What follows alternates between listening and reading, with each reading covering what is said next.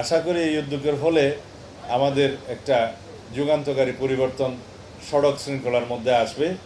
মহাসড়কের শৃঙ্খলা ফিরিয়ে আনার জন্য প্রথমে আমরা চট্টগ্রাম থেকে ঢাকা এই হাইওয়েকে একটা শৃঙ্খলার মধ্যে আনতে চাই, যার লক্ষ্যে ইতিপূর্বে গৃহীত একটা প্রকল্পে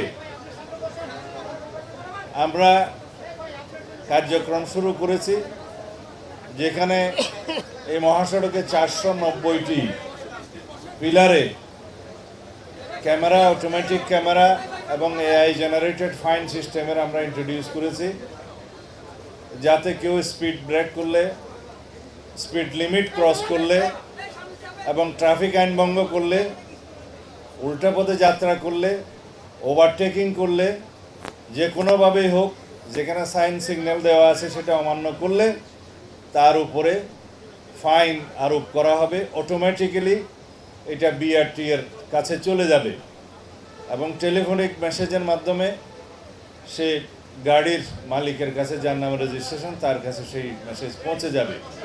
ইচ্ছা করলে মোবাইল সিস্টেমে, মনিটরি মোবাইল ফিনান্সিয়াল সিস্টেমের মাধ্যমে গাড়ির মালিক সেই ফাইন আদায় করতে পারবেন। সেটা একবার, দুইবার, তিনবার হলে তারপরে রেজিস্ট্রেশন ক্যান্সেল হবে কিনা সেটা বিআরটি এর আইন অনুযায়ী হবে। আমরা আশা করি এই বিষয়ে জনসচেতনতা আরও বেশি বৃদ্ধির লক্ষ্যে হাইওয়ে পুলিশ এবং বাংলাদেশ পুলিশ পত্রিকার মাধ্যমে, সোশ্যাল সামাজিক যোগাযোগ মিডিয়াতে এবং বিভিন্ন মাধ্যমে সেটা আরও বেশি প্রচারণা দেবেন, যাতে জনগণ জানতে পারে, সচেতন হয়। আশা করি এই উদ্যোগের ফলে আমাদের একটা যুগান্তকারী পরিবর্তন সড়ক শৃঙ্খলার মধ্যে আসবে। এই বিষয়ে সহযোগিতা করার জন্য বাংলাদেশ সড়ক পরিবহন শ্রমিক ফেডারেশনের সভাপতি হিসেবে জনাব শিমুল বিশ্বাস এমপি আছেন, এখানকার লোকাল এমপি আছেন আমাদের মান্নান সাহেব, হাইওয়ে পুলিশের সমস্ত কর্মকর্তারা আছেন, হাইওয়ে পুলিশের যিনি প্রধান এডিশনাল আইজি ফারুক সাহেব আছেন, আইজি সাহেব আছেন। আপনারা সবাই জনসচেতনতা সৃষ্টির লক্ষ্যে, হাইওয়ে শৃঙ্খলা ফিরিয়ে আনার লক্ষ্যে আপনারা যথেষ্ট প্রচারণা দিবেন এবং এই কার্যক্রম এই মুহূর্ত থেকে শুরু হলো।